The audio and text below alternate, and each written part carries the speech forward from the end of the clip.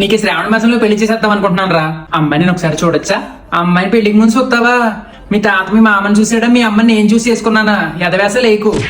నీకు సంబంధం ఖాయం చేసాం రా, పెళ్లి చూపులకి వెళ్తున్నాం. ఇంటికెళ్ళి ఉత్తరం రాస్తామండి. కాయటికి వెళ్ళిపోమ్మా. కాయ ఇచ్చారా నాన్నగారు? ఈ 2 ఫోటోల్లో ఒక నీకు నచ్చితే సూతాకెళ్దాం.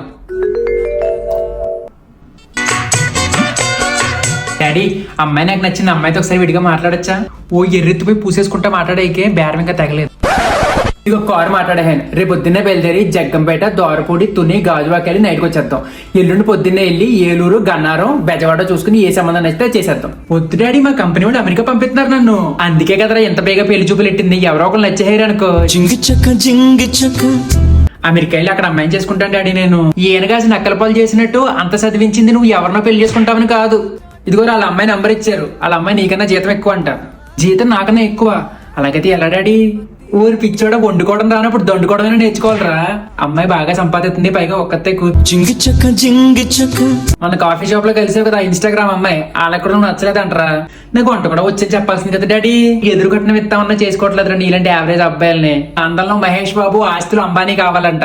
అయితే ఈ బేరం కూడా